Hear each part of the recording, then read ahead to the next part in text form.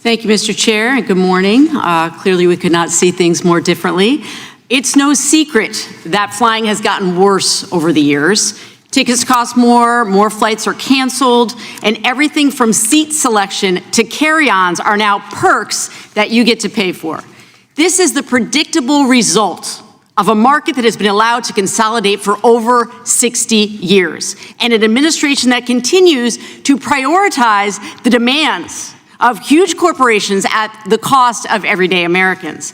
Americans were promised that consolidation would produce a more reliable, efficient, and affordable aviation system. It has done the opposite. Flyers face new and rising fees, fewer alternatives, no bargaining power, and increasing barriers to affordable travel. In 1960, before deregulation, Americans had 40 major airline carriers to choose from.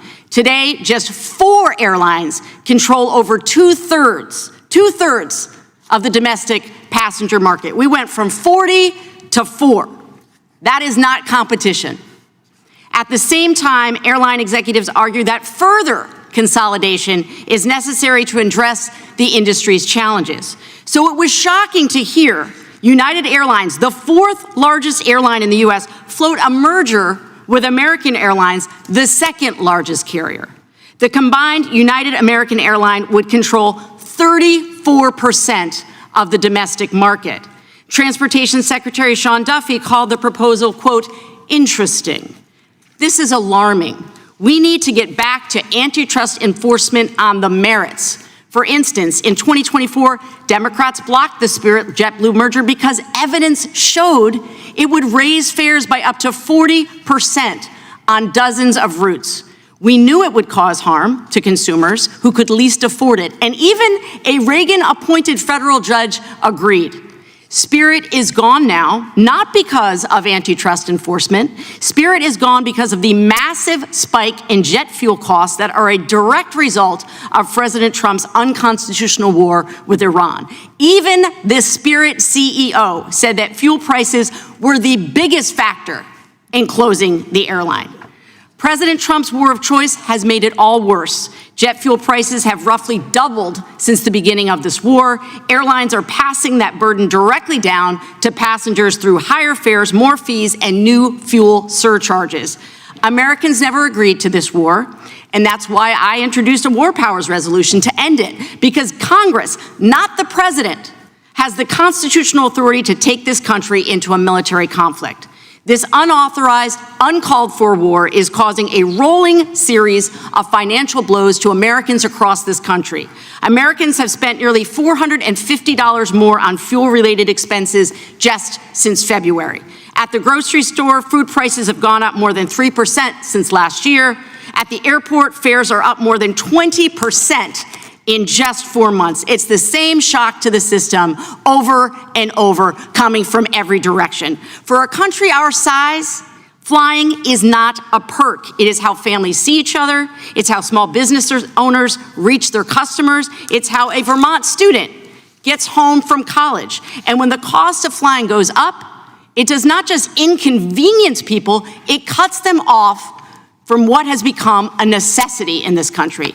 Instead of addressing this rapidly consolidating industry that is squeezing consumers, this administration has spent the last year pandering to the interests of their wealthy friends. The Biden Department of Transportation required airlines to provide cash refunds when customers were owed. And airlines had to disclose all fees up front. Those policies were rolled back by the Trump DOT. These rules were estimated to save consumers more than $500 million a year. Major airlines and their trade associations spent millions lobbying this administration in the first 9 months of 2025 to get these key consumer protections cut. So it's no surprise that the current Transportation Secretary, Sean Duffy, was an airline lobbyist before he took his current job.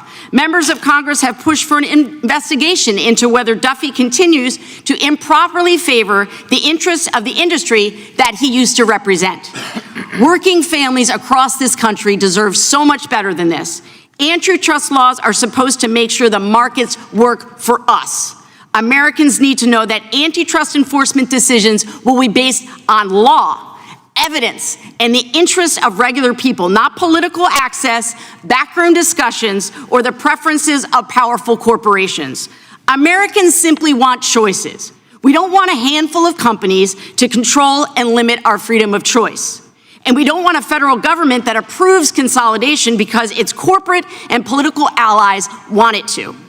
They are the reasons why I will not stop stressing the importance of good rule of law antitrust enforcement, and I will keep pressing the current administration on their perversion of this critical tool for consumer protection. Thank you, and I yield back.